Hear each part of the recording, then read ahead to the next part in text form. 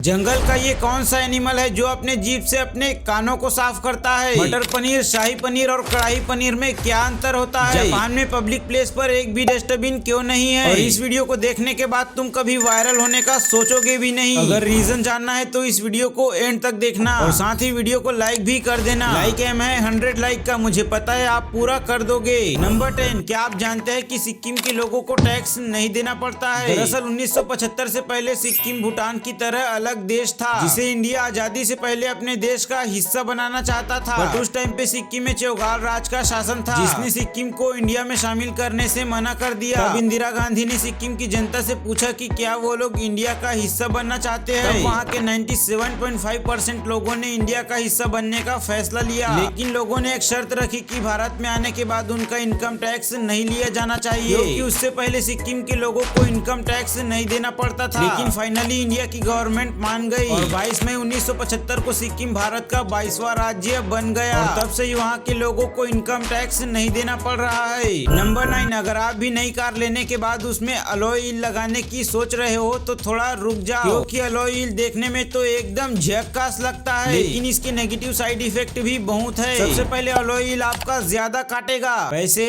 और alloy wheel फटाखत तो होते हैं लेकिन स्टील व्हील की तरह मजबूत नहीं होते हैं। साथ ही थोड़ा हार्ड इम्पैक्ट आने पर अलॉय व्हील टूट जाता है, जिसे रिपेयर करना काफी मुश्किल है। लेकिन स्टील व्हील सस्ते में मिलते हैं और हार्ड इम्पैक्ट आने पर इस तरह से बैंड हो जाते हैं, जिसे आसानी से सीधा किया जा सकता है, इसीलिए स्टील व्हील ही लगाओ। नंबर 8, अगर आप जापान में जाओगे तो वहाँ पर आपको कहीं पर भी डस्टबिन नहीं दिखेगा, क्योंकि 1995 को जापान की राजधानी टोक्यो में एक खतरनाक हमला हुआ था, जिसमें टेररिस्ट ने वेपन को डस्टबिन में छिपा दिया था और जब वहाँ पर भीड़ हुई तब इसे रिलीज किया, जिससे तुरंत 13 लोगों की मौत हो गई, 50 से भी ज्यादा लोग घायल हो गए और 1000 से भी ज्यादा लोग बेहोश हो गए। इसके बाद से जापान में पब्लिक प्लेस पर डस्टबिन नहीं रखा गया है, लेकिन ऐसा करने से जापान पूरी तरह से साफ हो गया, क्योंकि डस्टबिन के नहीं रहने पर लोग कचरे को कहीं पर भी नहीं फेंक रहे थे। नंबर 7, अभी 2024 में मिस्टर बीस्ट ने अपने चैनल पर एक वीडियो अपलोड की, जिसमें मिस्टर बीस्ट ने जमैका में रहने वाले गरीब लोगों के लिए घर बनाए, जिससे वहाँ के लोग बहुत खुश हो गए। लेकिन जिन लोगों को मिस्टर बीस्ट ने घर दिया था वो लोग कुछ समय बाद उस घर को बेचने लगे। भाई सच में दुनिया थी है।